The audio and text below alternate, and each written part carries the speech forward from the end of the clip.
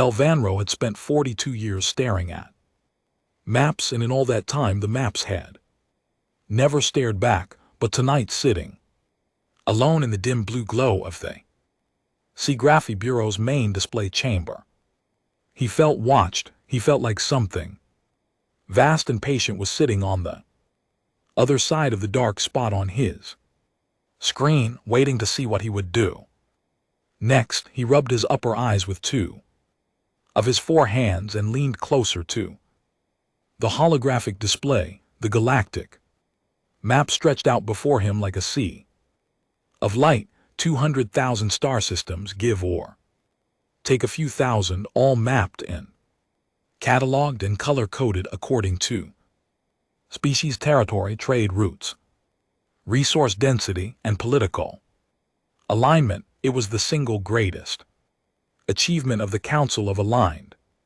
Species. It was beautiful. It was complete, one, except it was not complete, not anymore. There was a hole in the map. Telvin had first noticed it 3 days ago during a routine update cycle. The Bureau received fresh telemetry data from thousands of long-range survey probes every standard day, and it was Telvin's job to process that data and fold it into the map. He had been doing this for so long that his hands moved on their own, clicking and sorting and filing without much thought.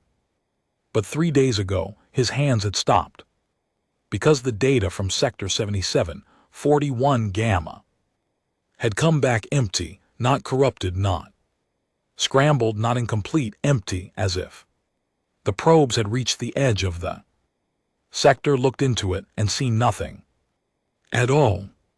Telvin had run diagnostics. He had checked the probe network. He had recalibrated his receivers. Everything was working perfectly, and the probes were sending data from every other sector just fine. But when they pointed towards 7741 Gamma, they returned silence, clean, perfect, absolute silence. And 7741 Gamma was not a small sector. It was enormous, roughly 9,000 cubic light-years of space sitting in the mid-spiral arm of the galaxy like a shadow on a bright wall. Telvin had pulled up the territorial records to see what was supposed to be there, and he had found a single entry written in the dry and careful language of old diplomacy.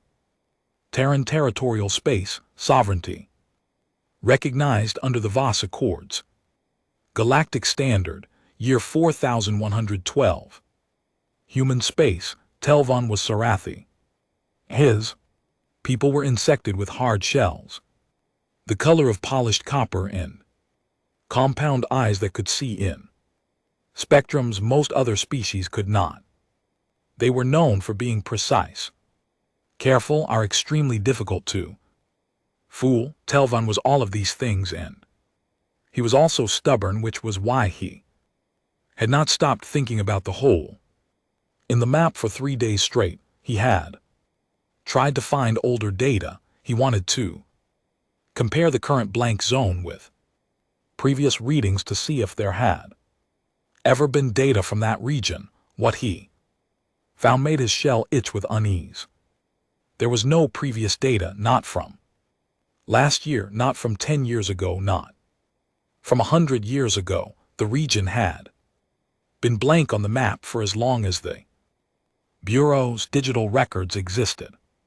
The only difference was that the blank area had been smaller in the past, much smaller. 300 years ago, when the Voss Accords were first signed, the blank zone had covered roughly 2,000 cubic light years. Now it covered 9,000. It had grown slowly, was steadily like a living thing breathing in the dark, and nobody had said a word about it. That was the part that frightened Telvin more than anything else, not the blank zone itself, but the silence around it.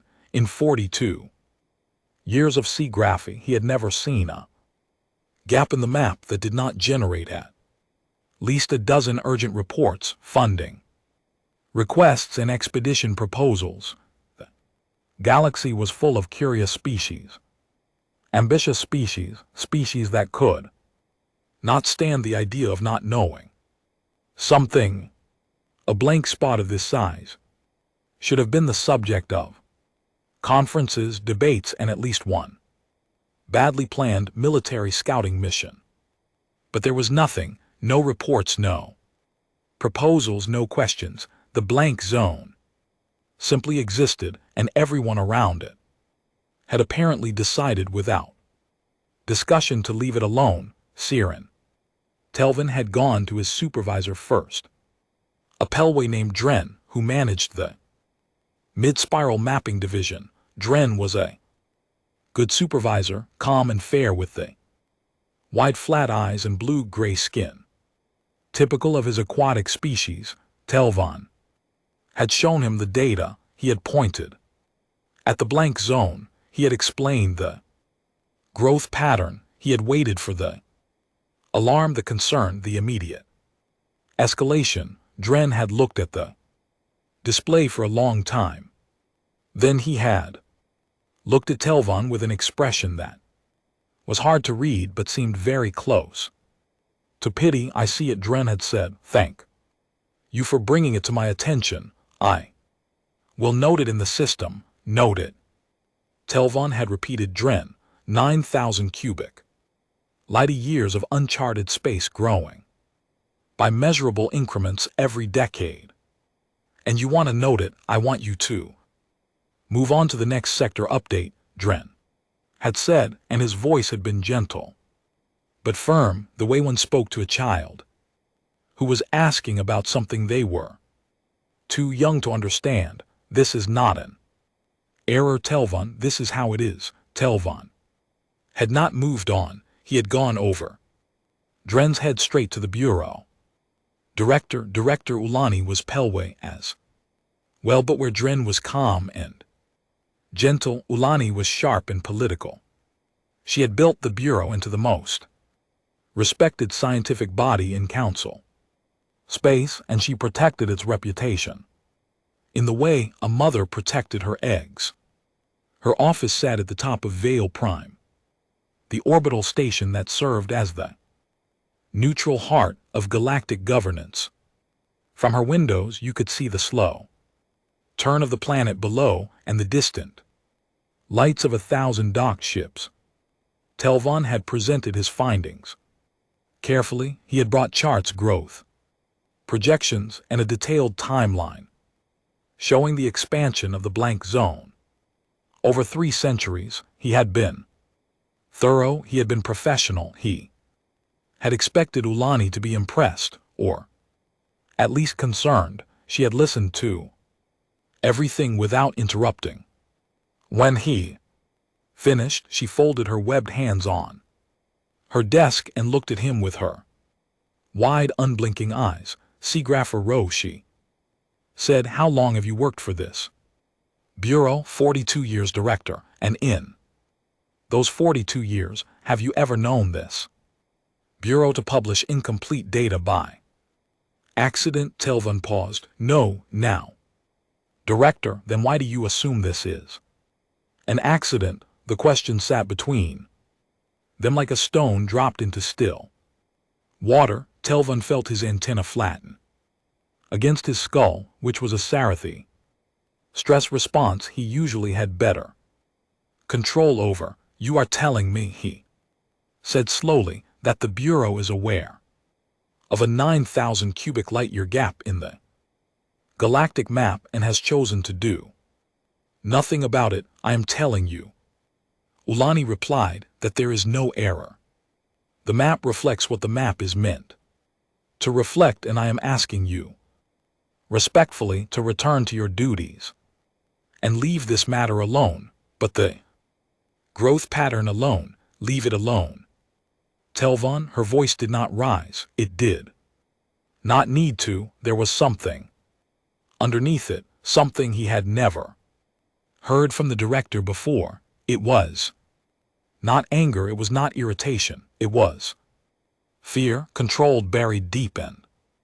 Ancient but fear all the same, Telvan left her office. He went back to his workstation. He sat down in front of the galactic map and he stared at the dark zone, and he thought he was not the type of person who could leave things alone. His species was not built for it.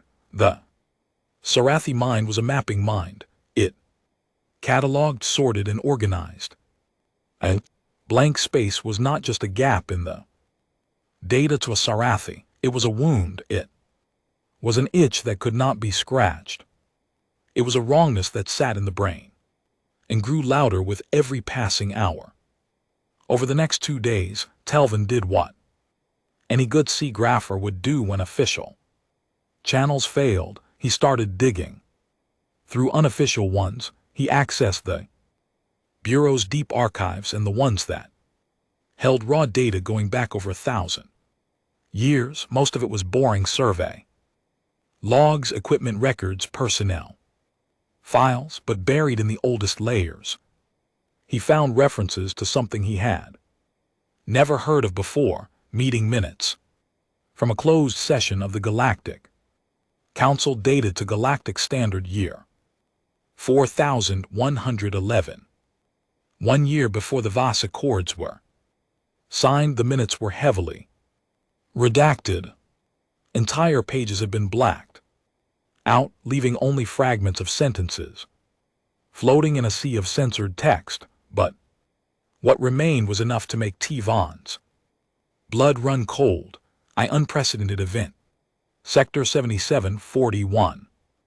Gamma, total loss of the expeditionary fleet, no recoverable debris or signal data. Recommend immediate cessation of all survey and military activity within the designated zone. The Terran delegation has proposed terms. The expeditionary fleet. Telvan searched the military archives next, and he found it.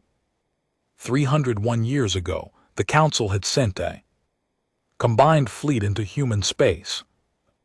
Records called it the Valen Expedition, named after the Torvadi admiral who led it. 6,000 warships drawn from 12 species, equipped with the best technology the galaxy had to offer.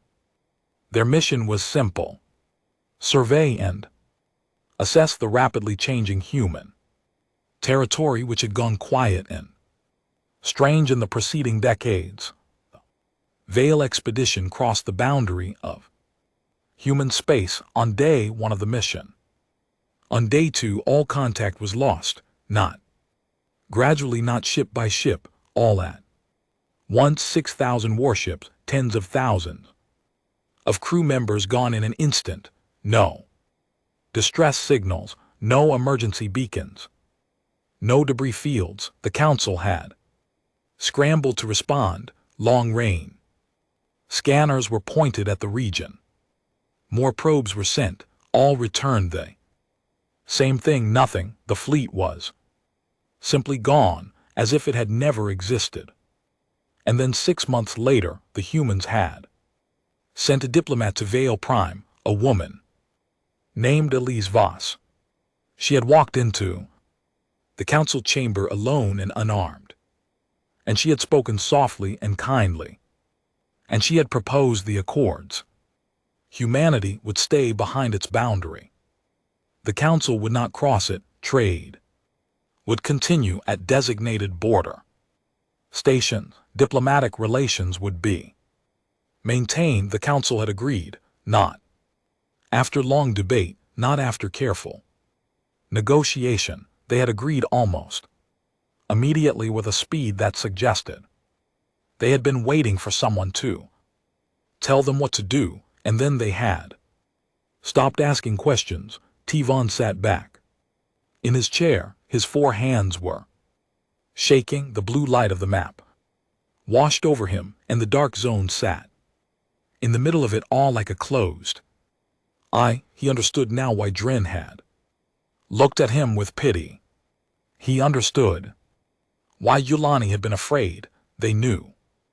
They all knew. Every senior official, every council member, Every admiral and ambassador and archivist, they all knew that there was a hole in the middle of the galaxy where 6,000 warships had vanished without a trace. EMR and they had all decided together and in silence to never speak of it. It was not ignorance, it was not laziness, it was a choice. The entire galaxy had looked at the blank space on the map and decided that whatever was inside it was something they did not want to understand. Beethoven was a seagrapher and a blank space on the map was something he could not accept. He pulled up the growth data again. The dark zone had expanded by roughly 7,000 cubic light years and 300 years.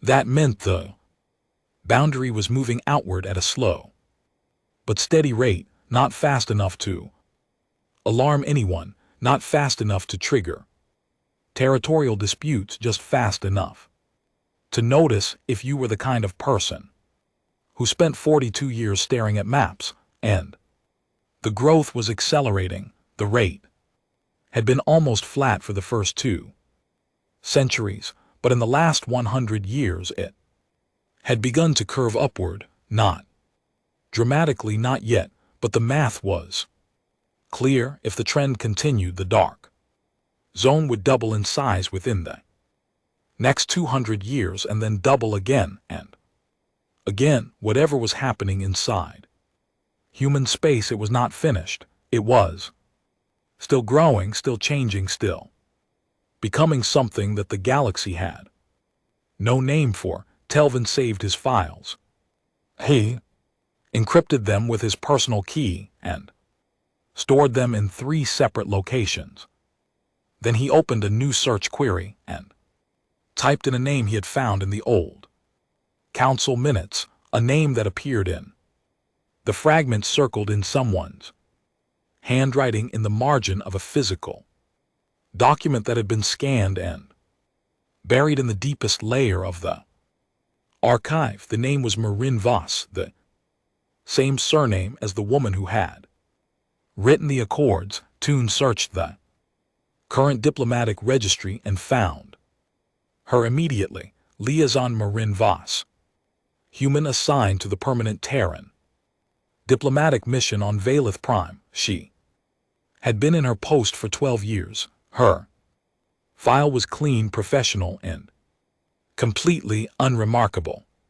Telvan looked at her photo, a human face, soft and symmetrical with dark eyes and a small smile. She looked kind, she looked ordinary, she looked like someone you would pass in a corridor and never think about again. But she carried the name of the woman who had walked into the council chamber 300 years ago and with nothing but soft words had convinced the galaxy to look away. Telvan closed the file and stared at the dark zone on the map one more time. It stared back, vast and patient. On he had spent 42 years filling in blank spaces. He was not going to stop now. Tomorrow he would find Marin Voss. Tomorrow he would ask questions, and somewhere in the dark, in the space that no map could chart and no probe could reach, something that had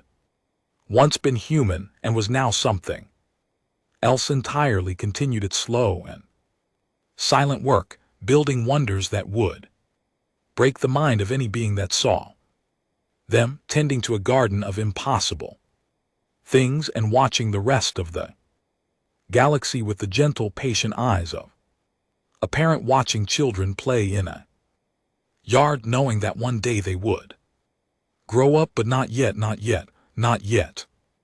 The map stayed dark, the charts stayed blank, and outside the dark zone the galaxy went about its business, trading and arguing and building and dreaming, never looking too closely at the shad in the middle of everything, never asking the question that everyone knew, but no one dared to speak. What had the humans become? And the silence answered, the way silence always answers, with Nothing at all. Tavon found Marin Voss in the most ordinary place imaginable.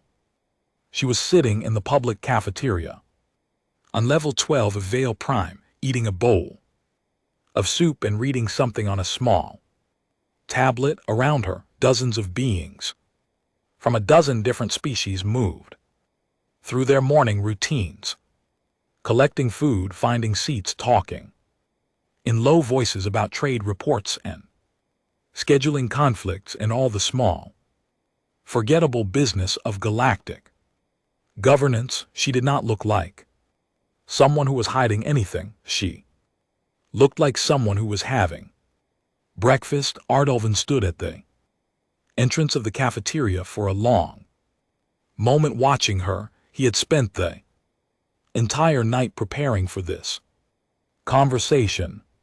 He had organized his questions, he had rehearsed his approach, he had considered a dozen different strategies for getting her to reveal something, anything about the dark zone on the map. But now looking at her, he felt a strange hesitation. It was not fear exactly, it was something closer to the feeling he got when he stood at the edge of a deep hole and looked down into it, the feeling that once he stepped forward, there would be no stepping back. He stepped forward anyway. Liaison Voss, she looked up from her tablet. Her eyes were dark brown, warm and steady. She smiled the way humans smiled, with their lips and their eyes at the same time. I mean, which was a thing Telvon had always found slightly unnerving. Most species smiled with one or the other, not both. Seagrapher Rowe, she said as if she had been expecting him, please sit down. Would you like something to eat? The fact that she knew his name without introduction should have been his first warning, but Telvon was stubborn, and stubborn people often walked past warnings the way they walked past street signs, noting them, understanding them, and ignoring them completely. He sat down across from her. I will not take much of your time, he said. Take as much as you need, she replied. She set her tablet aside and folded her hands on the table. Her posture was open, relaxed, and completely unhurried. What can I do for you? Telvon had planned to start slowly, to ask general questions about human council relations, to probe for inconsistencies, to work his way gradually toward the topic of the dark zone. But sitting across from her, looking into those calm brown eyes, he found that he did not want to play games. She knew why he was here. He could feel it. I want to ask you about the blank zone on the galactic map, he said. Marin Voss did not blink. She did not tense. She did not look away. She simply nodded as if he had asked her about the weather. All right, she said. What would you like to know? 9,000 cubic light years of space, completely uncharted and growing. No probe data, no survey records, no signal penetration. Every senior official I have spoken to either refuses to discuss it or tells me to leave it alone. Bureau director herself implied that the blank zone is intentional, how that the map is meant to look this way. He paused. Marin said nothing. She was listening with a kind of attention that made him feel like he was the only person in the room. I found records of the Valen expedition, he continued. 6,000 warships, total loss, no debris, no signals, no survivors, and within year the Voss Accords were signed, and the entire galaxy agreed to stop looking. He leaned forward. You carry the same name as the woman who wrote those accords. I do not believe that is a coincidence. Marin smiled again. It was a gentle smile without mockery or condescension. It is not a coincidence, she said. Elise Voss was my ancestor. The diplomatic post has been in my family for a long time. We consider it a responsibility to do what? To be the face of something that does not have a face anymore, to sit in cafeterias and eat soup and attend committee meetings and make sure that the galaxy knows that humans are still here, that we are still present, still part of things. Telvan's antenna twitched. Still part of things, he repeated. That is an interesting choice of words. It implies that there is a version of events in which you would not be. Marin picked up her spoon and stirred her soup slowly. You are very clever, Seagrapher Row. The Sarathi usually are. I am not looking for compliments. I am looking for answers. I know, she said. The spoon down and I will give you what I can, but you must understand that there are things I cannot say, not because I am forbidden, oh ho, but because the words do not exist in any language you or I speak. Some truths are too large for language. They can only be felt or seen or lived. Do you understand? Telvin did not understand, but he nodded anyway because he wanted her to keep talking. The Vasa chords are exactly what they appear to be, Marin said. A mutual agreement. Humanity stays within its boundaries.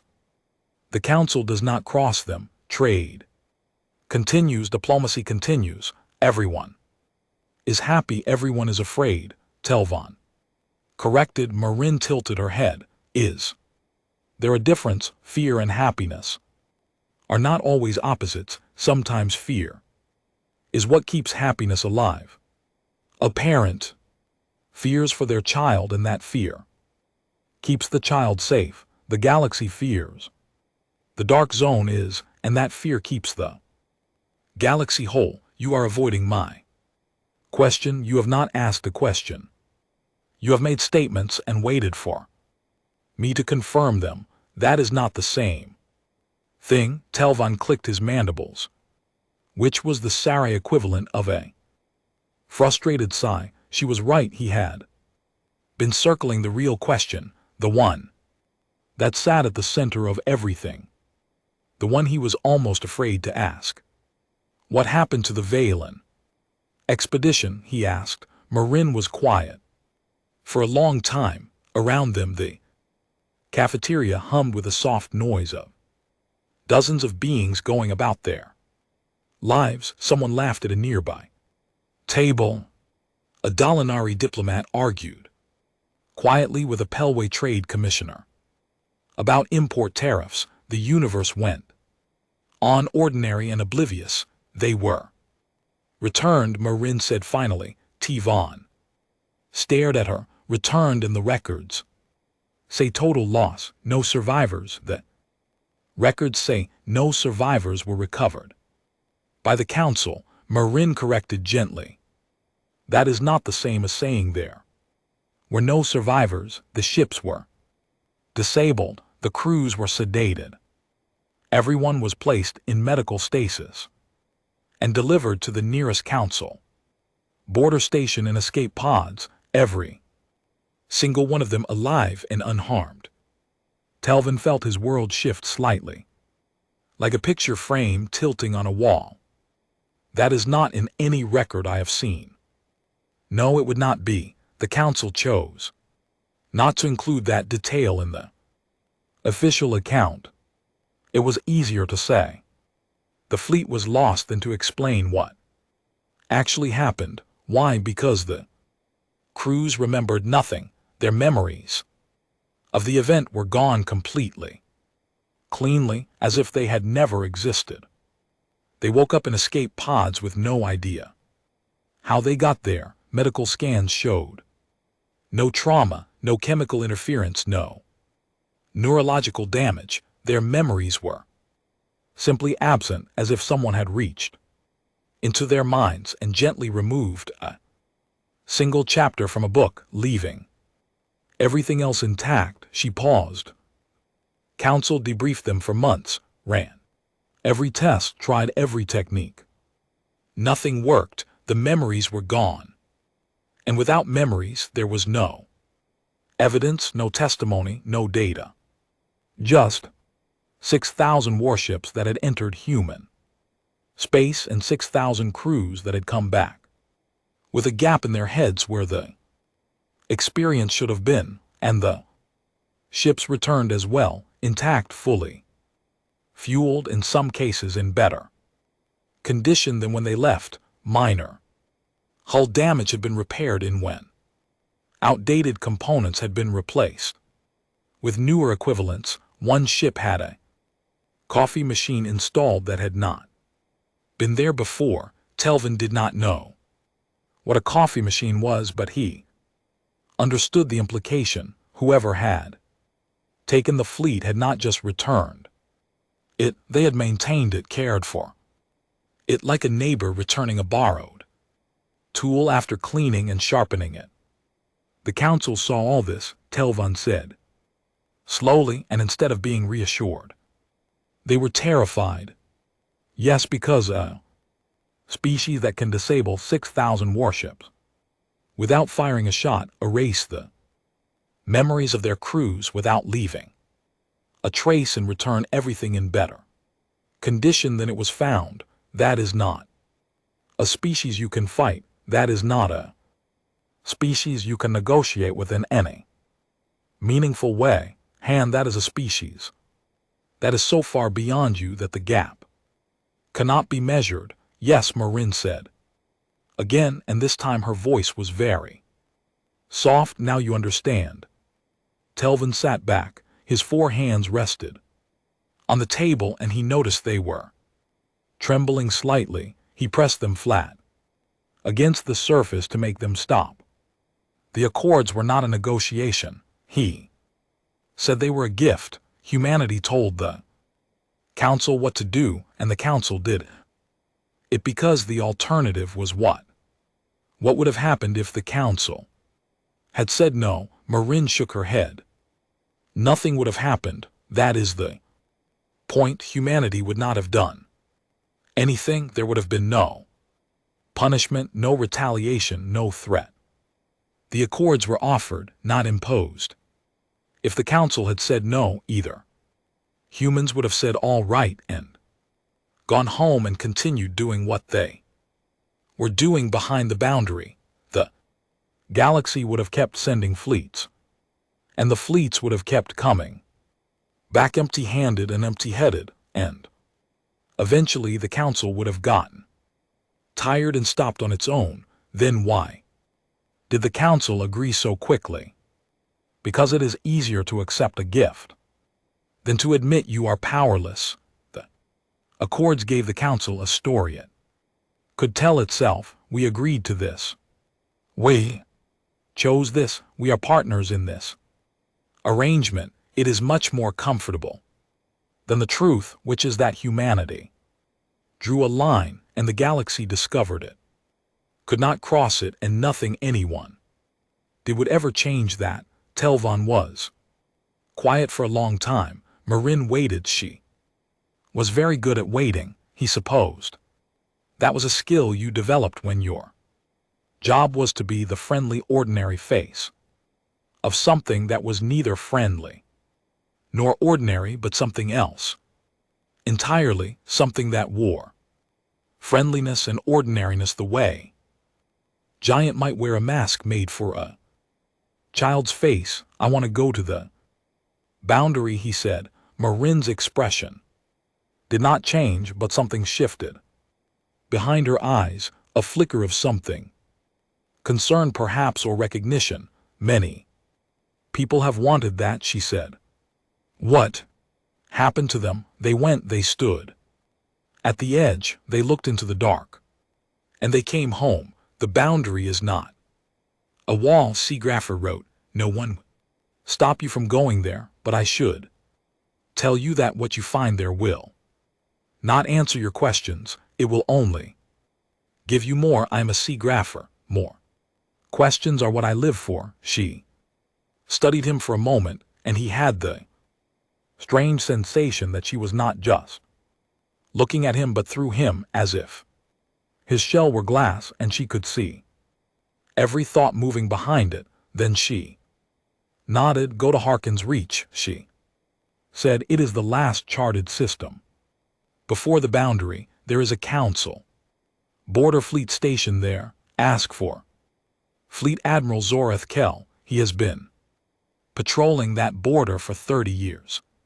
If anyone can help you understand what you are looking at, it is him. Will he talk to me? He will talk to you. Whether you will like what he says is another matter. She picked up her spoon and returned to her soup until Van understood that the conversation was over. He stood, thanked her, and walked away. At the door of the cafeteria, he paused and looked back. She was eating her soup and reading her tablet, small and ordinary and human, sitting in a room full of aliens who had no idea that the quiet woman in the corner was the ambassador of something that could fold their entire civilization into a paper crane and set it on a shelf. He turned away and went to book a transport to Harkin's Reach. The journey took 11 days. By standard FTL, Telvin spent the time reviewing everything he knew, organizing his notes and trying not to think about what Marin had told him. It did not work. The image of 6,000 warships being gently returned, cleaned, and repaired, their crews sleeping peacefully with holes in their memories played in his mind on a loop. It was not the power that disturbed him. He had always known that the galaxy contained beings of great power, and the Mavari had once reshaped entire star systems. Ancient Cathay had built structures that still orbited dead worlds, vast and silent and beyond anyone's ability to replicate. Power was not new. What disturbed him was the gentleness. Species powerful enough to erase a fleet should not have been gentle about it. Every historical precedent said so. Power corrupted, power destroyed, power made you careless with the small things. Because when you were strong enough, everything was small. But humanity had taken 6,000 warships and handled them the way you might handle a bird that had flown into your window, carefully, softly, making sure nothing was broken, and then setting it free. That was not how power worked. That was not how anything worked, unless the humans were something that the galaxy had never seen before, unless they had found a way to become vast without becoming cruel, unless they had solved the oldest problem in the universe, the problem of what to do with strength, and the answer they had found was so simple and so strange that no one in the galaxy could even imagine it. Kindness. Just kindness. On a scale that made no sense.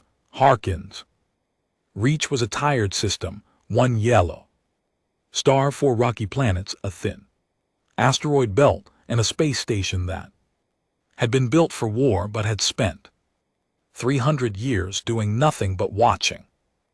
The station bristled with weapons that had never been fired and sensor arrays that pointed into darkness that never changed. Fleet Admiral Zoreth Kell met Telvon in his command center. The admiral was Torvati, tall, scaled, with a jaw full of teeth and eyes like chips of volcanic glass. When his species was militaristic by nature and by culture, bred for war over thousands of generations, they were not the kind of beings who frightened easily, but Kell was frightened. Telvin could see it in the way the admiral held himself, in the careful control of his movements, in the way his eyes kept drifting toward the tactical display where the dark zone sat. Like a held breath. Marinvos sent you. Kell said. It was not a question. She suggested I speak with you. She suggests many things. Sit down, see Graffer. I will Tell you what I can, it will not be much, but it will be honest, and that is more than most people on this station would give you. They sat across from each other in the dim red light of the command center. The tactical display hummed between them, and the dark zone filled half of it, massive and empty and close. I have commanded this fleet for 30 years, Kell said. My predecessor commanded it for 40 before me, and his predecessor before him. This post has been continuously manned since the accords were signed. 300 years of watching a border that has never been crossed from the other side. Has anything ever come out? Telvin asked. Trade ships on schedule at designated points exactly as the accords specify. They arrive, they dock at the border stations, they exchange goods, and they leave. The crews are human, they are polite, they talk about normal things. They drink with my officers and play card games and tell jokes, and then they go back into the dark, and my sensors lose them the moment they cross the line. Nothing else. Kell was quiet for a moment, then he said, once 12 years ago, I was on the observation deck alone. During a night cycle, I was looking at the boundary the way I often do, and I saw something. He stopped. His jaw worked until Vaughn could see the muscles in his neck tighten. What did you see? Light, not a ship, not a signal, just light. It came from deep inside the dark zone, far beyond anything my sensors could reach. It was there for maybe 3 seconds, and in those 3 seconds I do not have words for what I saw. It was as if someone had opened a door in the side of the universe and shown me what was behind it. Colors that do not exist, shapes that should not be possible, structures so large that my mind could not hold them. He looked at Telvon with his volcanic eyes. I am a soldier, seagrapher. I have fought in wars. I have watched ships burn and friends die. Nor I do not frighten easily, but in those 3 seconds I understood something that I have never been able to forget. What? That we are children, all of us. Every species in this galaxy, we are children playing with sticks and stones. And the humans are not. Whatever they are now, they stopped being what we are a very long time ago. And they were kind enough not to show us. The words hung in the air between them. Telvin thought about Marin Voss sitting in a cafeteria eating soup. He thought about trade ships docking at border stations, their crews telling jokes and playing cards. He thought about 6,000 warships returned gently with a coffee machine as a parting gift. Do you think they are dangerous? He asked. Kell laughed. It was not a happy sound. Dangerous? No, a storm is dangerous. A predator is dangerous. What the humans are, that word does not apply. You do not call the ocean dangerous when you are standing on the shore. You just know not to swim out too far. He leaned forward. You want to know what I think, seagrapher? I think the humans found something, or became something, or built something. I do not know which, and it does not matter. What matters is that they are still here. They did not leave. They did not vanish the way other ascended species have.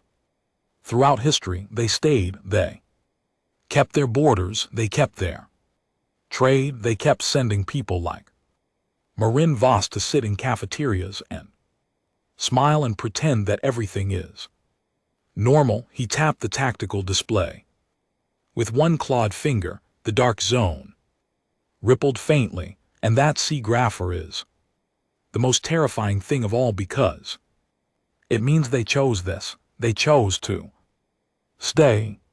They chose to be our neighbors. And the only reason you choose to stay in a neighborhood full of children is if You care about the children, he pulled his hand back. I do not know what is inside that boundary. I do not want to. No, but whatever it is, it has been watching over us for 300 years, and the only thing it has ever asked of us is to leave it alone. Telvan stared at the dark zone. It filled the display like a held breath, vast and patient and still. I want to go closer, he said. Kel looked at him for a long time. Then the old soldier sighed, a sound like stone grinding against stone. You map maker, he said. You never know when to stop drawing lines. He stood and walked to the window. Outside the stars burned cold and distant, and beyond them the dark began. Be careful, a cartographer, he said. Some maps are left blank for a reason, and the reason is not that there is nothing there. The reason is that what is there is too much. Tivon did not answer. He was already planning his next move. The boundary was close. The dark zone was waiting, and somewhere inside it, something old and vast and gentle was watching the way it always watched, with eyes that saw everything and a patience that had no end. Tomorrow he would go closer, and the dark would be ready for him. The fringe of civilized space was not a place for careful people. It was a ragged edge where law thinned out like air at high altitude, where the rules of the Council of Aligned Species became suggestions, and then memories, and then nothing at all. Out here, stations were held together with patch metal and stubbornness. Once ships flew without registration codes. People used names that changed with the season. Telvan hated it. His Sarathi mind craved order the way a drowning person craved air. Every unregistered ship, every unlabeled corridor, every uncharted asteroid made his antenna twitch with discomfort. But the fringe was where the stories lived, and the stories were what he needed. He had left Harkin's reach 4 days ago, traveling deeper into the border regions on a small chartered transport. Admiral Kell had not tried to stop him.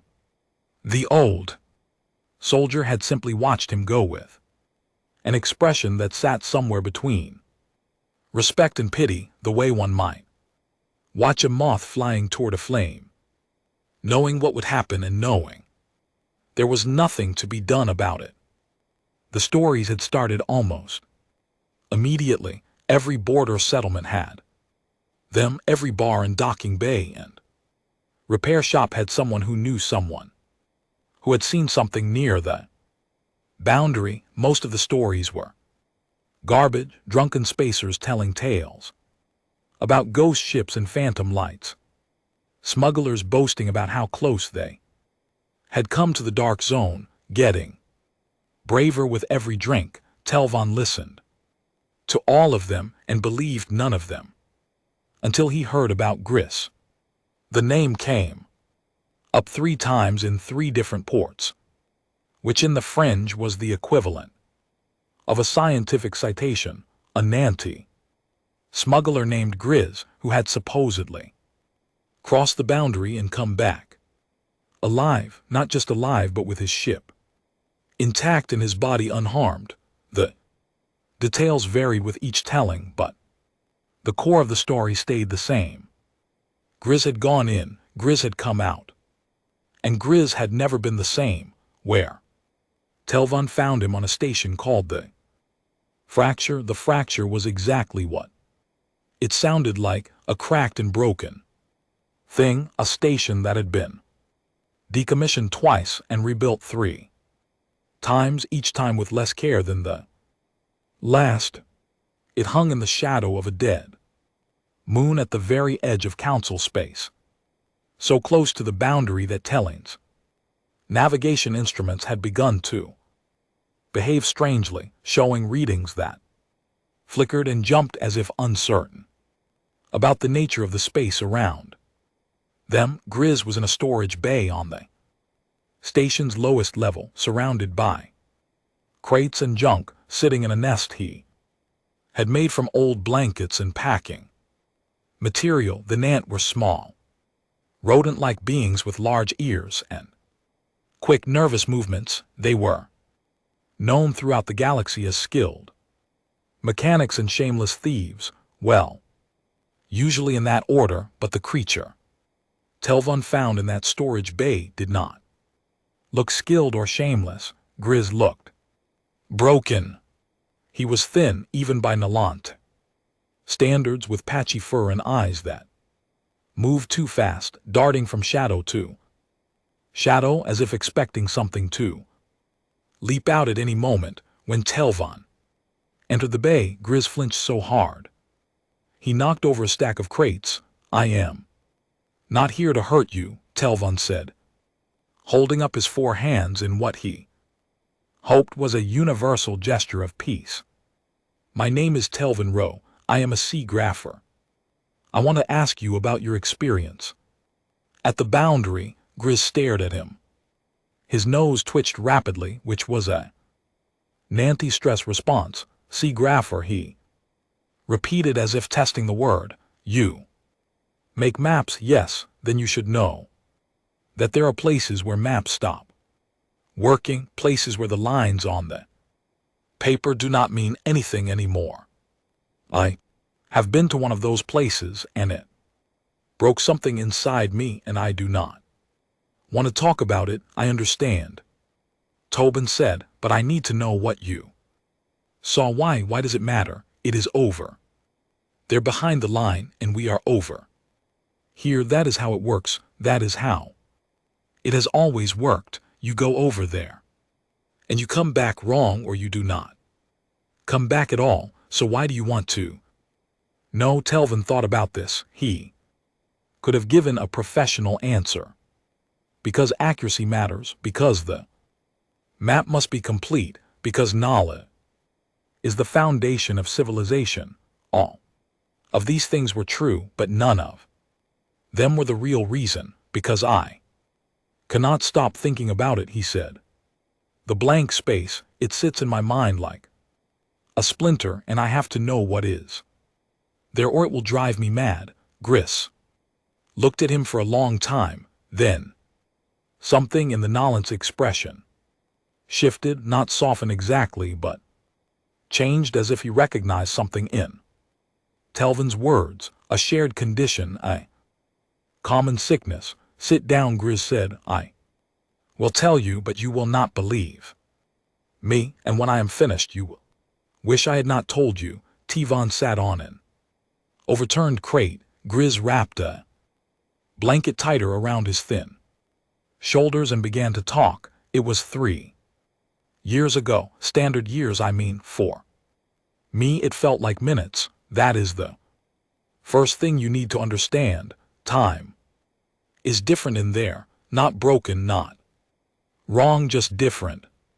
Like time is a river out here flowing in one direction, and in there it is an ocean, and you can swim in any direction you want." He paused, gathering himself. His ears were flat against his skull. "I was running a cargo job.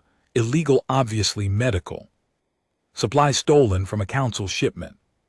Bound for a colony that could not afford to buy them through proper channels. I was cutting through the edge of Sector 7741 Gamma to save fuel. Everyone does it. You fly along the very edge of the boundary where the dark zone starts, and you save maybe 3% on your fuel costs. It is a common trick out here. Everyone knows you do not go in, you just fly along the edge. But you went in." Telvon said. "My FTL drive misfired. I had been running it too hard, skipping maintenance.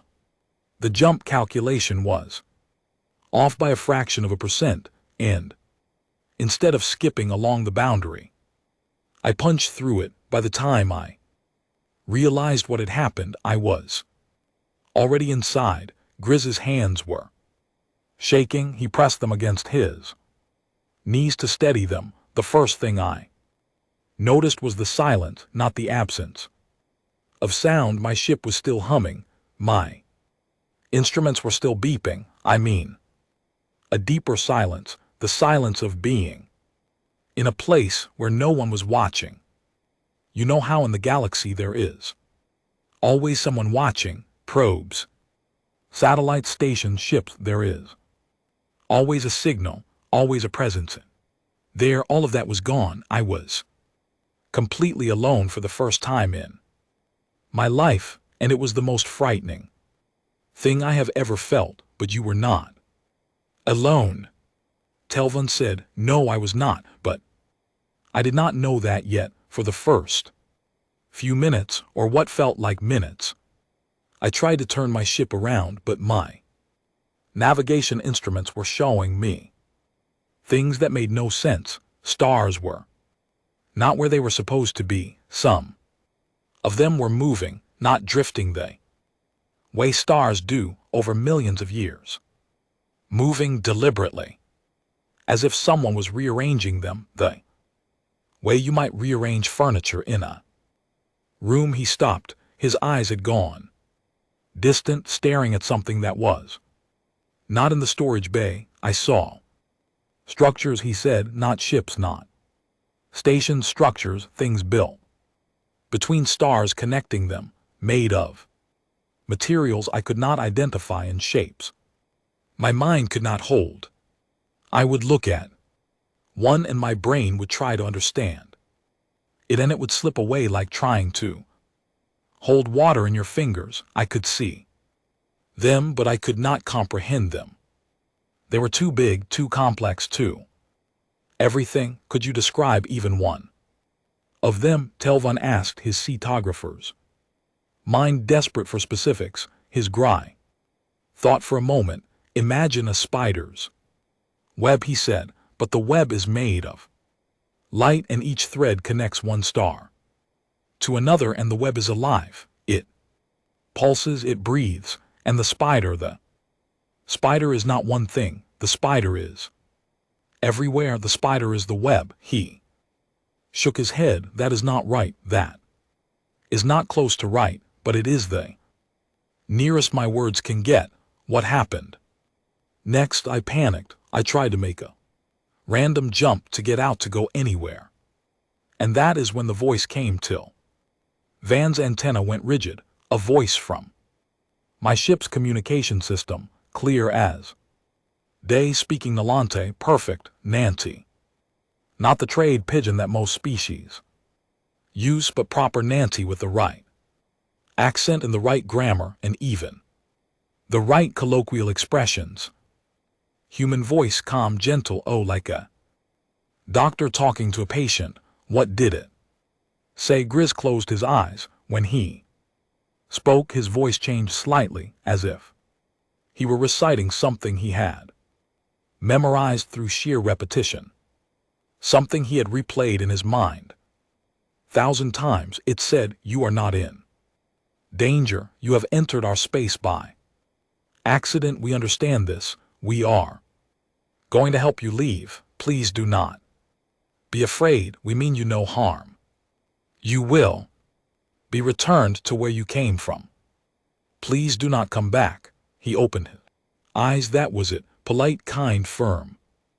Like a parent telling a lost child that they would be taken home. And then my ship moved. I did not touch the controls. The ship just moved smoothly, gently, the way you pick up something fragile. I felt no acceleration, no force. The stars outside my window shifted, and then I was outside the boundary again, in normal space, with my instruments working properly and my navigation showing me exactly where I was. And 3 years had passed. 3 years. My cargo had expired. My contacts thought I was dead. Everything I had was gone, but my ship was in perfect condition, better than perfect. The FTL drive that had misfired, it was fixed, not patched, not repaired, rebuilt from the ground up. with components I have never seen. Before, my whole plating was new. My life support was running at twice its normal efficiency. Even my food synthesizer was working better. They had not just returned me, they had taken care of my ship as if it were their own. He pulled the blanket tighter. That is the thing that keeps me awake at night. See grapher.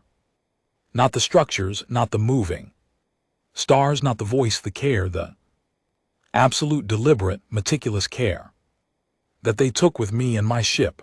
I was an intruder, a nobody, a smuggler, who had stumbled into a place he should never have been, and they treated me like a guest. Tivon sat in silence for a long time. The storage bay hummed with the distant sounds of the station, pipes groaning, machinery clanking, the faint murmur of voices from decks above. Ordinary sounds, the sounds of a universe that made sense. Thank you, he said finally. Do not thank me, Grizz said. I have given you the splinter you already had and made it bigger. You will go in there now, will you not? Telvon did not answer, which was answer enough.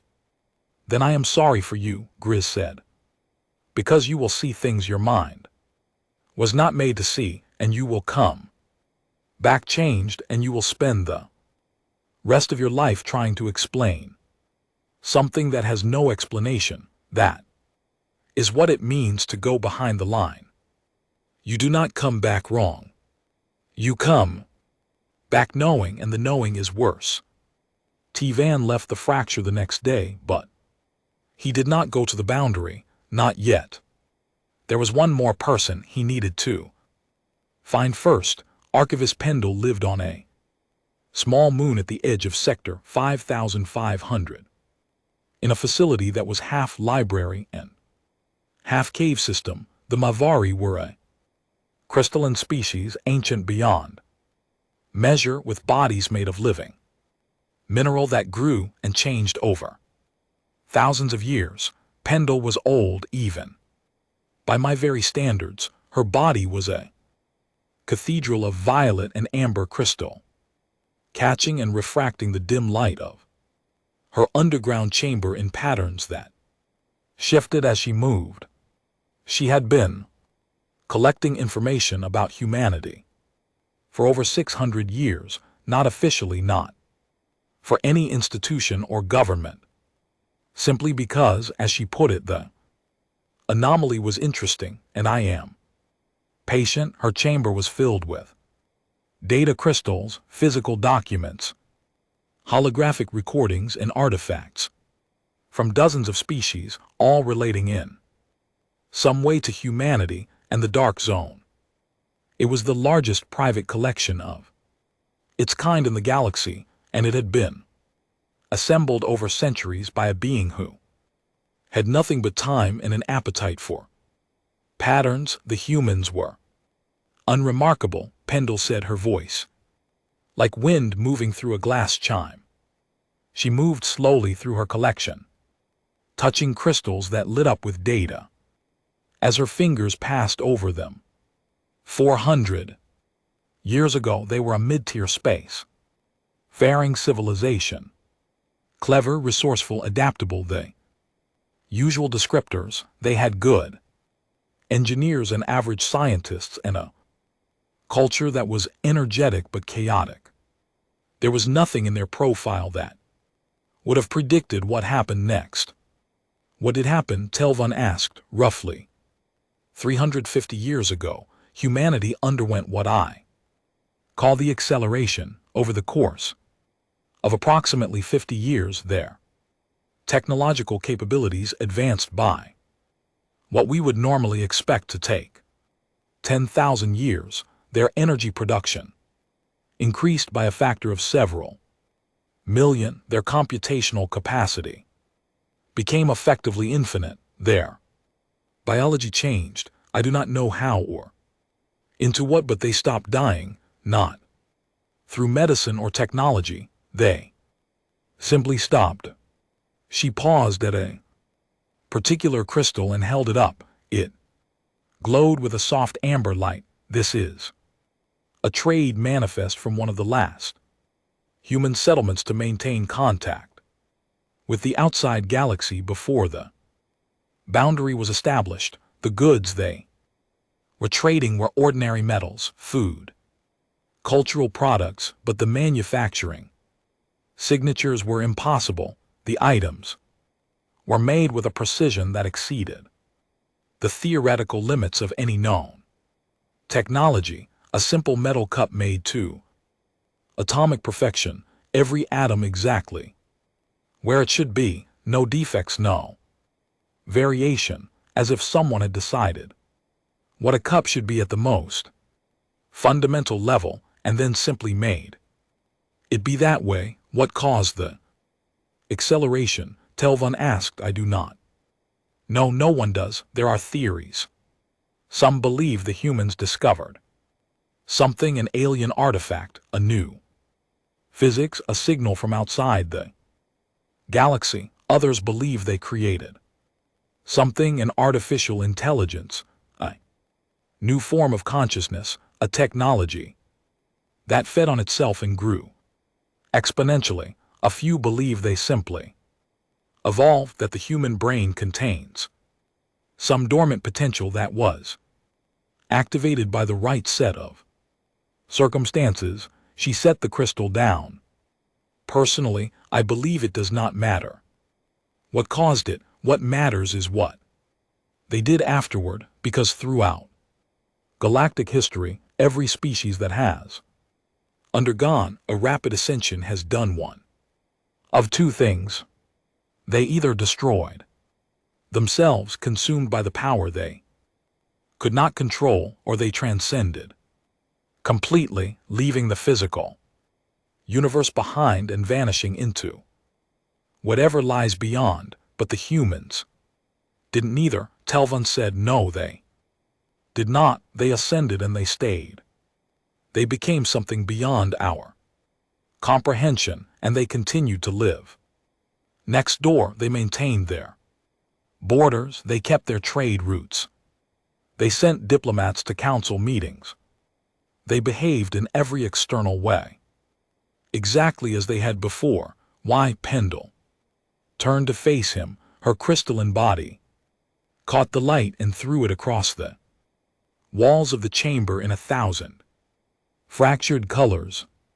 That, she said, is the question that has kept me alive for 600 years, because the answer, whatever it is, tells us something fundamental about the nature of consciousness, of power, and of choice. Every other ascended species left, the human stayed, and the only reason I can imagine for staying is that they had a reason to, something that mattered to them more than the infinite freedom of transcendence, wearing something that held them here in this galaxy among species that were to them what insects are to us. What could possibly matter that much? The old me was silent for a long time. Then she said, I believe they care about us.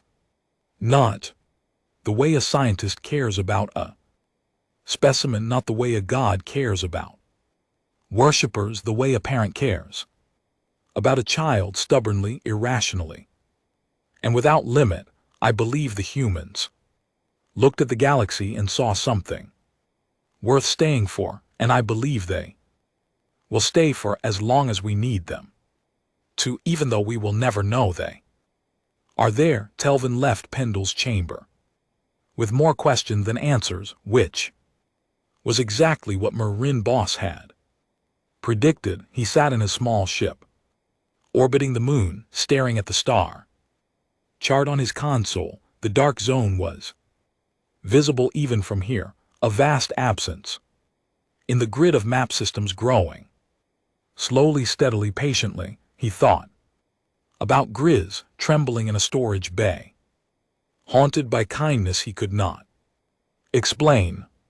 He thought about Kel watching the boundary night after night, a soldier standing guard against something he could never fight. He thought about Pendle spending 6 centuries trying to Answer a question that might not have an answer. He thought about Marin Voss, eating soup in a cafeteria carrying the weight of 300 years of silence on her ordinary human shoulders, and then he received a message. It appeared on his communication system without warning.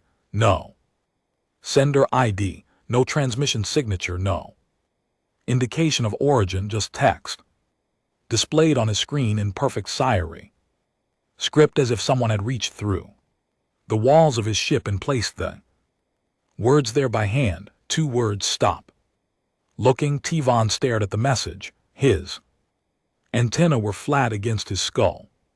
His 4 hands gripped the arms of his chair. He ran a trace on the signal. It took his computer less than a second to produce a result, which was strange. Because signal traces usually took minutes, the result was also strange. Because it was impossible, the message had originated from inside the dark zone, not from the boundary, not from the edge, from deep inside, thousands of light years past the line, from a location that did not exist on any map. Someone was watching him, someone who could write in perfect Sarathi bypass every security protocol on his ship on and send a message from a place that the entire galaxy had agreed to pretend did not exist. Someone who was being very polite about telling him to go away. Tevon closed the message. He sat in silence for a long time. Outside his window, the stars burned, and beyond them the dark waited. He thought about what Grizz had said, "You will come back." Knowing, and the knowing is worse. He thought about what Kel had said, some maps are left blank for a reason. He thought about what Pendle had said, they care about us, and then he set a course for the boundary because he was a seagrapher and the map had a blank space. And the blank space had just sent him a message, and that meant the blank space knew his name, and that meant the blank space was not empty at all. It was full. It was alive. It was waiting until Von Rowe, stubborn and frightened and burning with a curiosity that was stronger than his fear, was going to find out what it was waiting for. The boundary did not look like anything. That was the worst part. Tevon had expected something visible, a wall of energy, a shimmer, space, a line of warning beacons, something that said, here is where the known world ends and the unknown begins. But there was nothing, just stars, and then fewer stars, and then a subtle wrongness in the way his instruments behaved, a slight hesitation in the numbers on his screens, as if the universe itself was unsure about what lay ahead. His ship was small, a personal survey vessel, the kind that seagraphers use for field work. It had good sensors, a reliable FTL drive, and no weapons. It was not built for exploration into unknown territory. It was built for mapping asteroid belts and cataloging gas giants and doing all the small, careful, boring work that made the galactic map possible. It was absurd to take the ship across the boundary. Tevon knew this. He also knew that he was going to do it anyway, because the alternative was to go home and spend the rest of his life staring at a blank spot on a map, and that was a kind of death that was worse than any danger. He had been sitting at the edge for 2 hours, running final checks and trying to convince himself that this was a reasonable thing to do. It was not a reasonable thing to do. It was by any rational measure the most unreasonable thing he had ever done or would ever do. 6,000 warships had crossed this line and come back empty-headed. A smuggler had crossed it and come back broken, nigh. And here was Tevon Rowe, seagrapher, in a Ship the size of a small house, about 2. Cross it on purpose, his communication system chimed. A message from Valith. Prime routed through the relay network. At Harkin's reach, he opened it. It was from Ambassador Keith Morvane, Telvin. Knew the name, but had never met the man. Morvane was Dalinari, one of the oldest species in the galaxy, tall and gray-skinned with a face that seemed carved from stone and eyes that had seen centuries of politics and war. He was one of the most senior diplomats in Council space, a being of enormous influence. In careful words, the message was brief. Seagrapher Row. I am aware of your intentions. I urge you in the strongest possible terms to reconsider. What you are contemplating is not merely dangerous, it is unnecessary. The boundary exists for a reason, and that reason is not punishment or secrecy, it is mercy. Please turn back. The galaxy needs its mapmakers alive. K. Morvane, Telvin read the message twice, then he saved it, filed it in his personal archive, and turned his ship toward the boundary. Mercy, that was a strange word for a diplomat to use. Not security, not sovereignty, not protocol. Mercy. He pushed the thought aside and engaged his engines. The crossing was not dramatic. There was no flash of light, no alarm, no physical sensation. One moment he was in known space, and the next he was somewhere else. His instruments told him this because they went completely insane, every sensor on. His ship fired at once. His navigation computer crashed, rebooted, and crashed again. His star charts dissolved into meaningless patterns. Was the electromagnetic spectrum readings went off every scale his instruments had, registering energies that his equipment was not designed to measure and could only represent as solid bars of maximum value across every frequency. And then, as suddenly as the chaos had begun, everything went quiet. Not the silence of broken equipment, the silence of equipment that was working perfectly but had nothing familiar to report. His sensors were active, receiving data, processing it, and producing results that he could read but not understand. The stars outside his window were wrong. Not absent, not hidden, wrong. They were in positions that did not match any known chart. Some of them were moving, just as Grizz had described, not drifting but moving with purpose, shifting across the sky like pieces on a game board. Others were connected by visible structures, filaments of light that stretched between them in arcs and webs and patterns that made Telvin's eyes ache when he tried to trace them. He saw a star change color. It went from yellow to blue in the span of a few seconds, which was something that should take millions of years, and as it changed, the filaments connected to it pulsed and brightened as if the star were a heart and the filaments were veins carrying its light to the rest of the network. His hands were shaking, all 4 of them. He tried to take readings.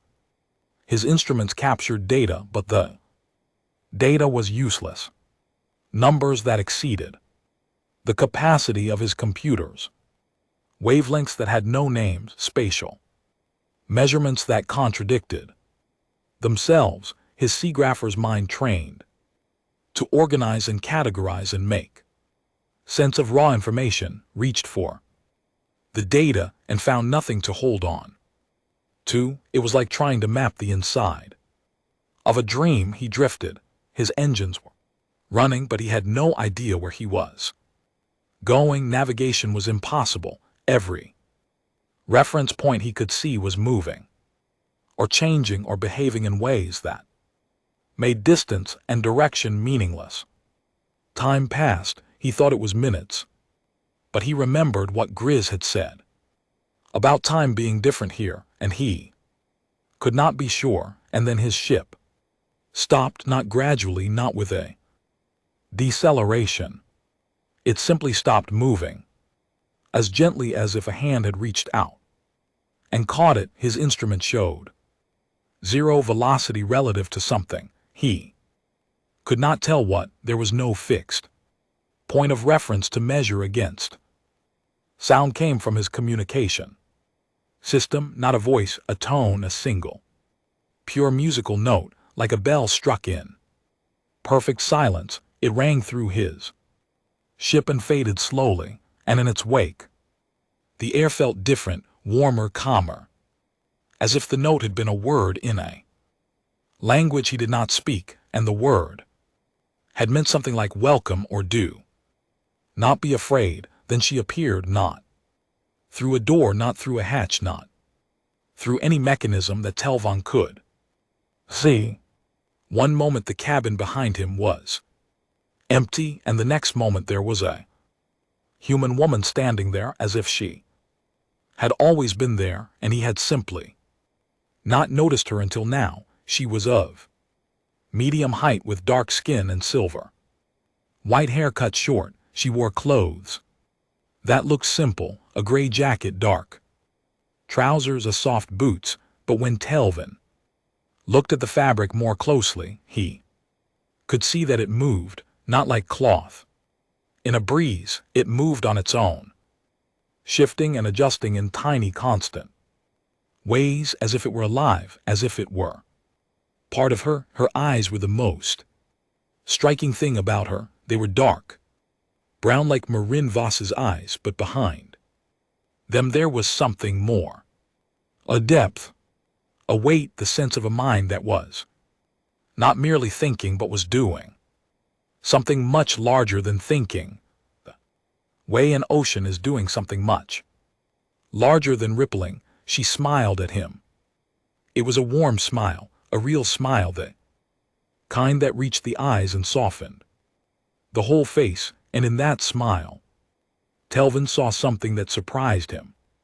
More than the moving stars, more than the living filaments, more than the impossible physics of this impossible place. And he saw recognition. She knew him, not just his name or his species or his file. She knew him the way you know someone you have been watching for a long time, with interest and fondness and a gentle concern. "Hello, Telvan," she said. Her voice was ordinary, human, warm. It did not echo or resonate or do anything strange.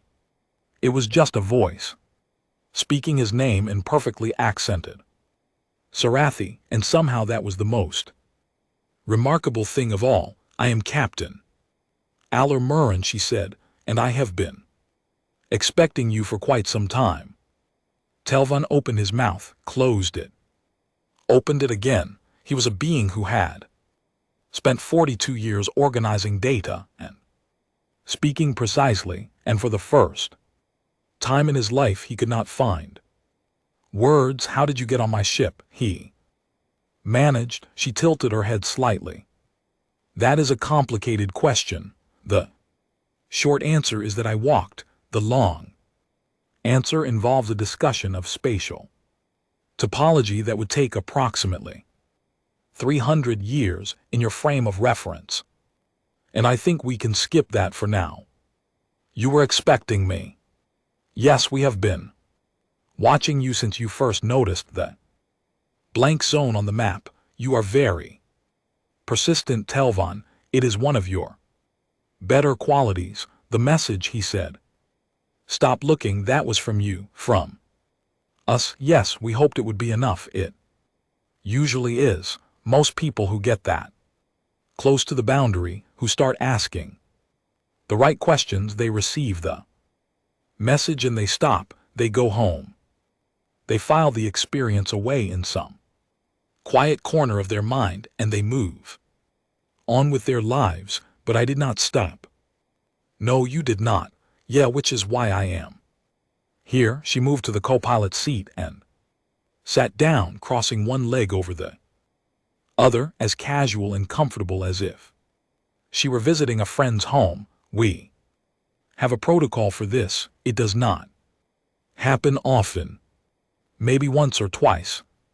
Century, someone gets too curious, too stubborn, too brave, and they cross the line. When that happens, we have a choice to make, and so do they. What choice for us? The choice is simple.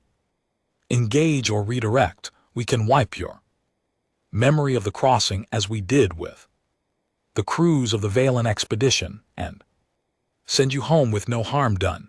Or we can talk to you, show you, let you see what is here. The choice depends on the individual, and for me, what is my choice? For you, the choice is also simple but much harder. You can turn back now with your memory intact and no consequences. Oh, you will remember crossing the boundary. You will remember meeting me. You will remember that the dark zone is not dark at all, but you will not know what is inside it. And that not knowing will stay with you forever. She paused. Or you can come with me and I will show you everything.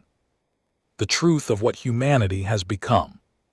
The full scope of what exists behind the boundary. You will see it with your own eyes and understand it with your own mind. And when you return to the galaxy, you will remember all of it. Why would you offer me that?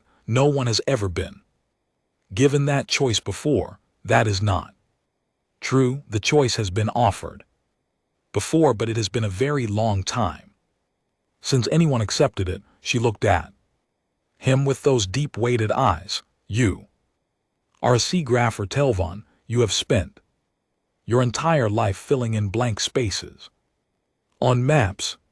We think that makes you the right kind of person to see what is here, because you will not see it as a threat or a prize or a mystery to be exploited.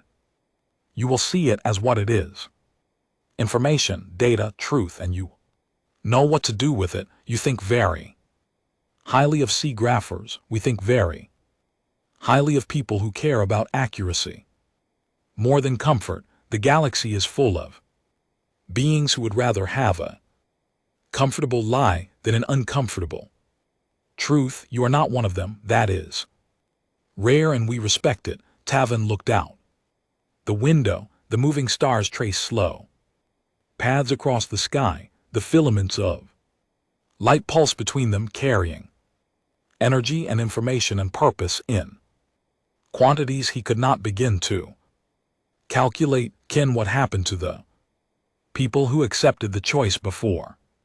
He asked. They saw, they returned, they lived their lives. Some of them told others what they had seen, and they were not believed. Some of them kept it to themselves and carried the knowledge in silence. All of them were changed. You cannot see what we have built and remain unchanged, but the change is not damage.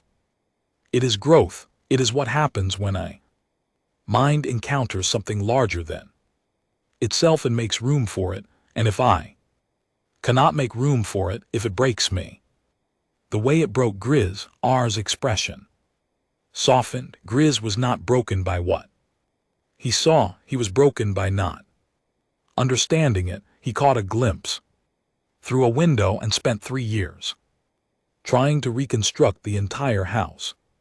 From that glimpse, if he had seen the whole thing, he would have understood it. Adam, understanding is not breaking. Understanding is the opposite of breaking. You could have shown him. You could have helped him. We could have. But he did not ask. He stumbled in by accident and was returned by protocol. The protocol is gentle, but it is not generous. It protects. It does not teach. Teaching requires consent, and consent requires a choice, and a choice requires someone who stands at the boundary and says, I want to know. She stood. So do you want to know? Telvan thought about Dren, his supervisor, who had told him to move on, he thought. About Director Ani, whose fear was so old it had become part of her. He thought about Admiral Kell, who had seen 3 seconds of light and spent 30 years haunted by it. He thought about Pendle, who had spent 6 centuries collecting pieces of a puzzle she could never complete. He thought about Grizz, shaking in a storage bay, wounded by kindness he could not name. He thought about the blank space on the map, 9,000 cubic light years of nothing, growing slowly, patiently, year by year, a hole in the galaxy's knowledge of itself. Silence that the entire civilized universe had agreed to maintain without ever discussing it. He thought about what it meant to be a sea grapher, not just the job, the calling, the deep species level need to know where things were and what they looked like and how they connected to each other, the belief more fundamental than any religion that the world was better when it was mapped. That understanding was always better than ignorance. And he thought about Marin Voss is sitting in a cafeteria eating soup, smiling her ordinary smile, carrying the weight of a secret so large that it had reshaped the political structure of the entire galaxy. She had told him that some truths were too large for language. She had told him that they could only be seen or felt or lived. He wanted to see. He wanted to feel. He wanted to live. I am a sea grapher, he said. Show me. Armorin smiled, and her smile was like the boundary itself, ordinary on the surface, but behind it something vast and luminous and endlessly deep. Then, hold on to who you are, she said, because the map is bigger than you think. She raised one hand, and the walls of his ship became transparent. Not glass, not holographic. The metal and composite and insulation simply became clear, serene, as if the ship had decided to stop being solid and start being a window. And through that window, Telvin saw the first edge of what humanity had built. It was a structure, or it was a million structures, or it was one structure so large that his mind kept trying to break it into pieces, because it could not hold the whole thing at once. It filled his entire field of vision, stretching from horizon to horizon, if such a word had meaning here, which it did not. It was made of light, not reflected light, not emitted light, light that existed as a substance, as solid and real as the metal of a ship had been a moment ago.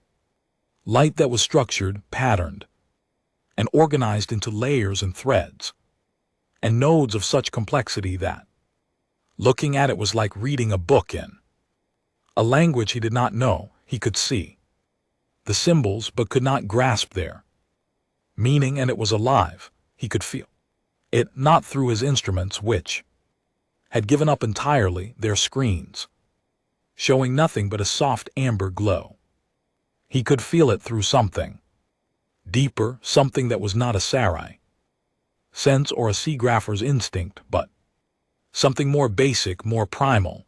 The way you feel the sun on your face or the ground beneath your feet. The structure was alive, and it was aware of him, and it was not hostile, and it was not indifferent. It was interested, gently, patiently, kindly interested. This is the beginning, said. Her voice was soft, almost reverent, which told that even for her, even for someone who lived here, the sight was still worth marveling at. This is where we start. Are you ready? Telvin realized he was crying. The Sarathi did not produce tears the way humans did, but there was a fluid that seeped from the edges of their compound eyes when emotional stress exceeded certain thresholds. It was a response that most Sarathi considered deeply embarrassing. Telvan did not care. Yes, he said, I am ready. The ship began to move, not through its own engines, through something else, something that felt like being carried, and the lights surrounded them, and the structures opened before them like flowers opening to a sun. And Telvon Rowe, Seagrapher, 42 years of blank spaces and careful lines and precise measurements when entered the heart of human space and began to understand why the map had always been too small. Somewhere behind them, the boundary held, the dark zone sat on the galactic map like a closed eye, vast and patient. And still, and the galaxy went on, trading and building and dreaming, and did not look too closely at the silence in its center, but inside the silence a door had opened, and a map maker had walked through it, and nothing would ever be the same. Telvan had mapped asteroid fields, he had charted the magnetic currents of gas giants, he had traced the gravitational patterns of binary star systems and plotted trade routes through nebulae so dense that light itself had to fight to get through. He had spent 42 years putting the universe on paper, reducing the infinite chaos of reality into clean lines and clear labels. None of it had prepared him for this. Aura guided him through human space, the way a patient teacher guides a student through a museum, slowly, carefully, allowing time for each wonder to settle before introducing the next. She seemed to understand that his mind needed time to adjust, that each new thing he saw required him to rebuild his understanding of what was possible before he could take in more. The first thing she showed him was the stars. "We do not orbit them anymore," she said as they moved through a region of space where 7 stars burned in a perfect ring connected by arcs of structured energy that pulsed in slow rhythmic waves. "We tend them. Each star is a living system now managed and maintained the way your people might maintain a garden. We adjust their output, extend their lifespans, you tune their radiation to support the ecosystems around them. A star that would naturally burn out in 5 billion years can be sustained indefinitely. We have stars here that should have died 100 million years ago, still burning because we choose to keep them alive." Telvon stared at the ring of stars. Each one was wrapped in a lattice of technology so vast that the star itself was just a bright point at the center, like a seed inside a fruit. The lattice caught the star's energy, redirected it, channeled it through the connecting arcs to the other stars in the ring. It was a system, a circuit, 7 stars working together as a single engine, producing energy on a scale that made his instruments meaningless. "Dyson spheres," he said, reaching for a concept he knew. "Beyond Dyson spheres."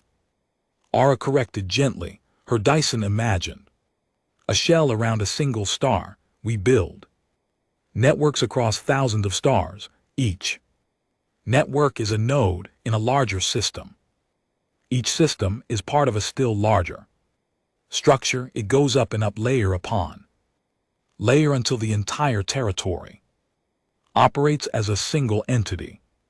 One mind, made of stars. One mind, not in the way you are thinking, not a hive mind, not a collective consciousness that erases the individual. Every human is still a person. Every human still has their own thoughts, their own feelings, their own identity, but we are also connected.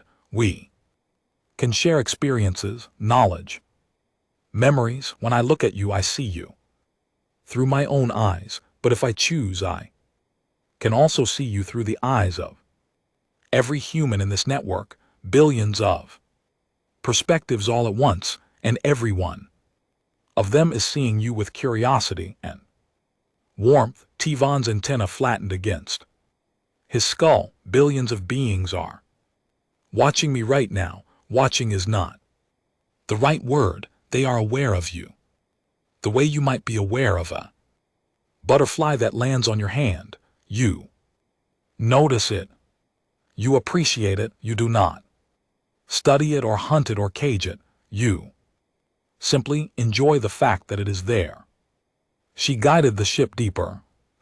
Structures grew larger, not gradually, but in sudden leaps of scale that left Helvan gripping the arms of his chair. They passed through a region where space itself was folded into shapes that his geometry could not describe, curves and angles and dimensions that existed outside the three he was built to perceive. His eyes kept trying to make sense of what they were seeing, and his brain kept failing, but when the failure did not feel like confusion or pain, it felt like growth, like a muscle stretching into a new position. Uncomfortable but not harmful. This is what we call the fold. Ara said, our replacement for faster than light travel. Your FTL drives push a ship through space at speeds that exceed light. That works, but it is crude. It tears the fabric of space and leaves scars that take decades to heal. The fold does not move the ship, it moves space itself. We take the distance between 2 points and reduce it, compress it, fold it the way you might fold a piece of cloth to bring two distant corners together. The ship does not travel, it stays still. The universe moves around it. That is impossible, Telvan said, because that was what his training told him to say when, even though he was watching it happen in front of his eyes. Ella laughed. It was a gentle, genuine laugh full of affection. Everything here is impossible by the standards you were taught, and yet here it is. The difference between impossible and real is just understanding. When you understand how something works, it stops being impossible and starts being obvious. They moved on, showed him the living worlds. These were planets that had been transformed so completely that the word planet barely applied anymore. They were not spheres of rock and water and air. They were organisms, conscious, thinking, feeling organisms the size of worlds, with ecosystems that functioned as nervous systems and atmospheres that served as sensory organs. The beings who lived on these worlds did not live on them the way one might live in a house. They lived with them in partnership, in conversation. The planet knew the name of every creature that walked its surface, and every creature knew the planet's thoughts, felt its moods, shared in its slow and massive dreams.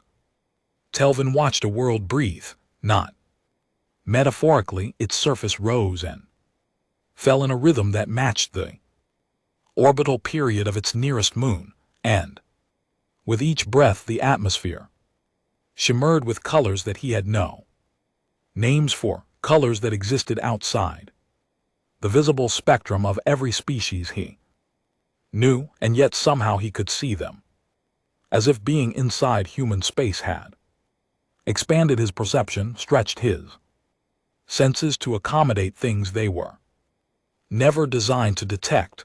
Are you doing this to me? He asked, changing me so I can see. Not changing, Alice said. Your biology is exactly the same as when you cross the boundary. We are simply providing a translation layer. Your eyes are receiving the same light. They always would. We are helping your brain process it in new ways. It is temporary. When you leave, you will remember what you saw, but you will not be able to see it again. Not until you come back. If I come back, she smiled. If you come back. They traveled for what felt like days. It might have been hours. It might have been weeks. Time in human space did not move the way it moved outside. It was not linear, it did not flow in one direction. It pulled and eddied and sometimes ran backward and navigated it the way a river pilot navigates currents with confidence and skill and an intimate knowledge of every twist and turn. She showed him the archive. It was the largest thing Telvan had ever seen, larger than a star system, larger than some nebula. It was a structure built in the spaces between stars, a lattice of crystallized information that stretched across light years of space, glowing with a soft amber light that reminded him of Archavist Pendle's data crystals. If Pendle's crystals had been the size of planets, this is our memory, said every human who has ever lived is recorded here, not just their DNA or their vital statistics, their entire being, every thought they ever had, every feeling they ever felt, every experience they ever lived through, all of it preserved in perfect detail, accessible to anyone who wants to revisit it. You have conquered death, Telvan said. No, death still exists.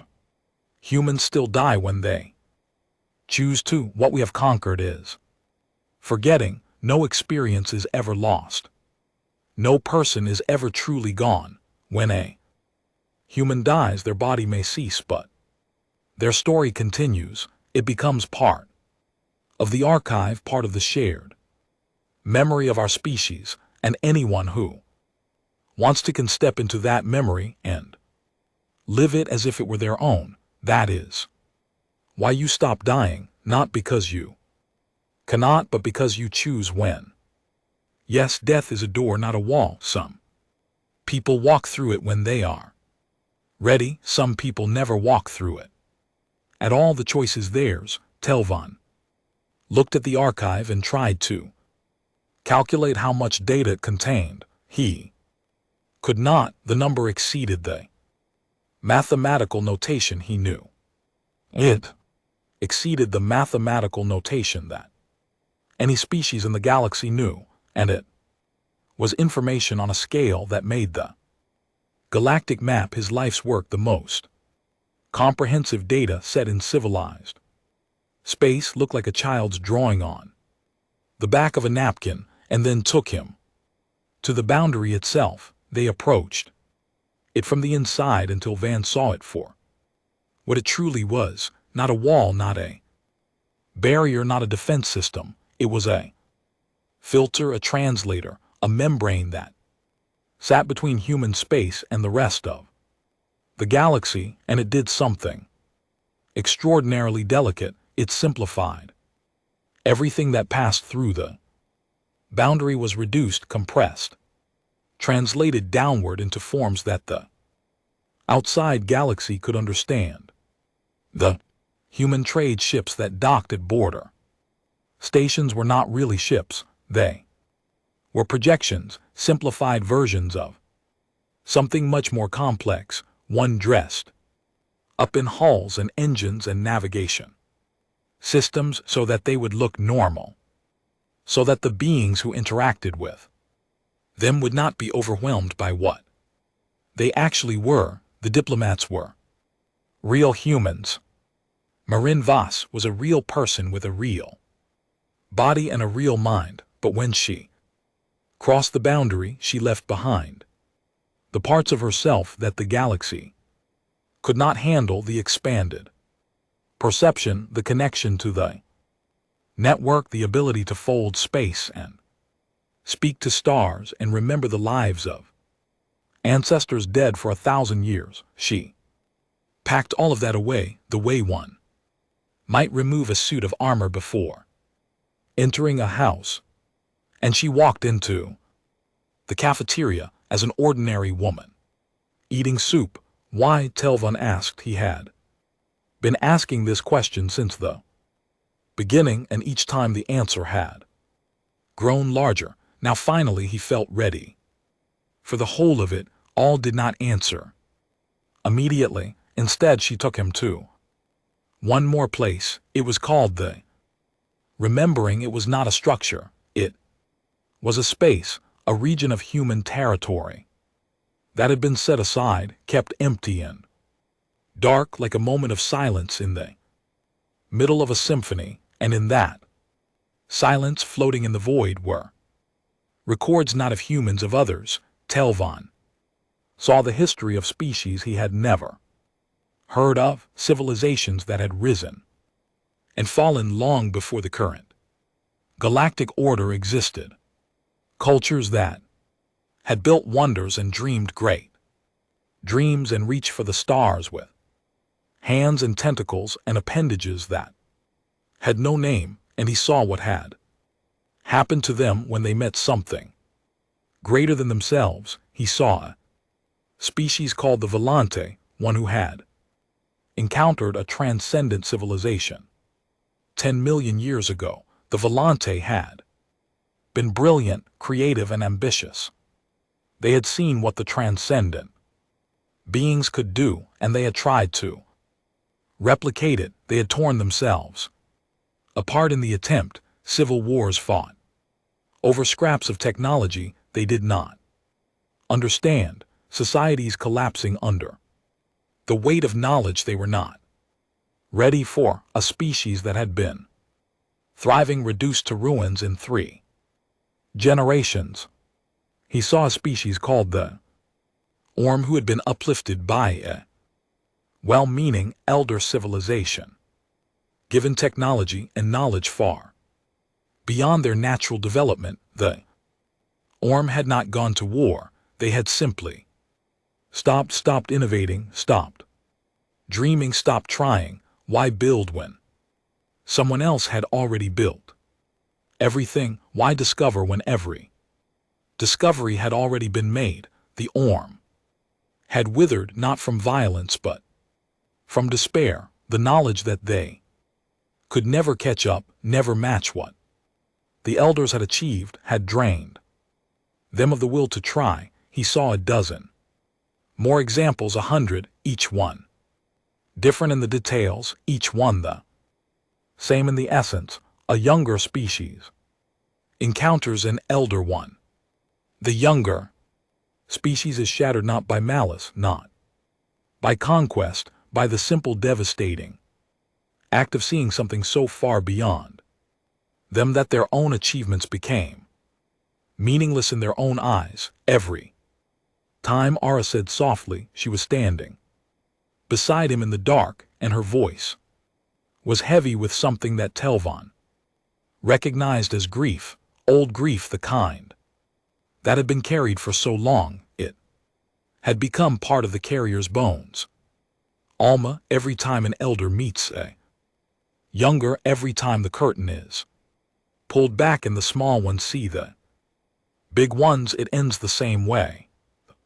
Small ones break. She turned to him. We know this because we studied it, we read the records, we watched the patterns play out across millions of years of galactic history, and we decided, all of us together, that we would not do this.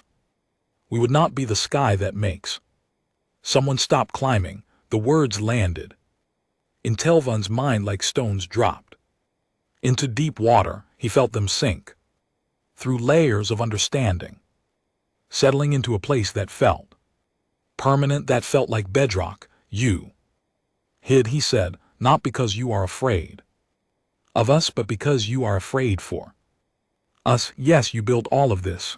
The stars, the worlds, the archive, the fold. I'm everything, and you hid it behind a filter that makes you look ordinary, because if the galaxy saw what you really are, it would stop trying to become what it could be. Yes, you sit in cafeterias and eat soup and play card games with border guards and pretend that you are just another species, one neighbor among many, because the truth would destroy us, not physically. Spiritually, we would see your achievements and we would see our own, and the comparison would break our hearts. Yes, Ara's voice was barely a Whisper, now that is why that is the whole of it. We are not hiding because we are dangerous. We are hiding because we remember what it is like to be small. We remember what it is like to look up at the stars and wonder what is out there and dream about the day you will find out that wonder, that dreaming, when that is the most precious thing in the universe. It is the engine that drives every species forward, that makes them build and discover and grow. And if we took that away, if we showed the galaxy everything and said, look, here is what is possible, here is what we have done, the wondering would stop. And when the wondering stops, everything stops. Telvan stood in the dark of the remembering, surrounded by the ghosts of broken civilizations, and he wept, not from sadness, not from awe, from understanding, deep bone level, unshakable understanding of why the map was blank and why it needed to stay that way. They returned to his ship in silence. The journey back was faster, or seemed faster. The wonders of human space passed by his windows like scenes from a dream, beautiful and terrible and fading even as he looked at them.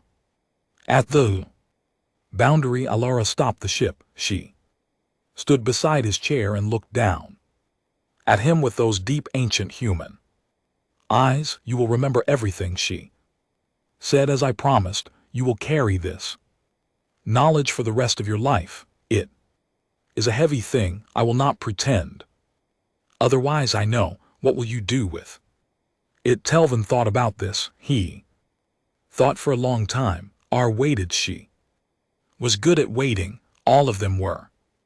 It seemed patience was easy when you had eternity. I will go home, he said. I will sit at my desk. I will look at the blank space on the map, and I will leave it blank. Ara smiled, and in her smile he saw everything she was, the woman, the captain, the ambassador of something that had no name in any language. The galaxy spoke. He saw the kindness and the grief and the patience and the love of the vast, impossible universe spanning, love that had driven an entire species to hide its greatest achievement so that others could have the joy of achieving their own. You are a good mapmaker, Telvanro, she said, and you are good neighbors, he replied. She laughed at that, a real laugh, full and warm and human, and then she raised her hand and the ship slipped through the boundary like a leaf passing through waterfall, and Telvan was back in known space under familiar stars with his instruments behaving normally and his navigation computer showing him exactly where he was. He was 3 hours older than when he had crossed outside the galaxy, went on unchanged and unknowing. The journey back to Veth Prime took 11 days. Tavin spent them in silence, letting the knowledge settle, letting his mind make room for it the way had said it would. It hurt, not physically. It was a deep structural ache, the pain of a mind reshaping itself around a truth too large for its original design. But the pain was not damage, it was growth. He arrived at the station. He went to the Seagraphy Bureau. He sat down at his console. The galactic map stretched out before him, beautiful and incomplete, 200,000 star systems glowing in the dark, and in the middle of it all the blank zone, 9,000 cubic light years of silence. Director Ulani appeared at his side. She looked at him with her wide, unblinking eyes, and he could see that she knew. She could see it in him. The change, the weight, the quiet certainty of someone who had been to the edge and come back with an answer. Well, she said, will you file a report? Telvan looked at the blank zone. He thought about everything he had seen, the star networks, the living Worlds the fold, the archive, the remembering Ara's smile, Marin's soup, Kel's fear, Grizz's trembling hands, Pendle's 6 centuries of patience. He reached forward and touched the display. His seagrapher's tools appeared, hovering at his fingertips, ready to fill in the blank, to chart the uncharted, to complete the map at last. Instead, he selected the label tool, and with steady hands he typed 2 words into the dark zone in the simple, clean font that the Bureau used for all its official designations. Here be kindness. He saved the label. He closed his tools. He turned off his console. Director Alani stared at the screen. She read the words. She read them again, and then she did something Telvin had never seen her do in all his years at the Bureau. She reached out and placed one webbed hand on his shoulder. And she said nothing, because nothing needed to be said. Telvin stood. He walked out of the Bureau, down the long corridors of Vale Prime, past diplomats and traders and soldiers and scientists from 100 different species, all of them living their ordinary lives in their ordinary ways, building and dreaming and wondering, reaching for stars they had not yet touched, imagining futures they had not yet built. He passed the cafeteria on level 12. Through the glass he could see Marin Voss sitting at her usual table, eating her usual soup, reading her usual tablet. She looked up as he passed. Their eyes met through the glass. She smiled. He smiled back, and he walked on, to carrying the weight of the largest secret in the galaxy, and knowing that it was not a burden, it was a gift from a species that had become something beyond imagining and had chosen out of nothing but love to keep it to themselves, not forever, just for now, just until the galaxy was ready, just until the children had grown tall enough to see over the fence on their own. Map stayed dark, the chart stayed blank, and no one asked questions, because the silence was not empty, it was full. It was full of patience and tenderness, in a faith in the future that spanned light years and centuries, and the entire breadth of what it meant to be alive in a universe that was bigger than anyone knew, and somewhere behind the boundary, in the space that no map could chart, how humanity tended its garden of impossible things and watched the galaxy grow, one small, brave, beautiful step at a time.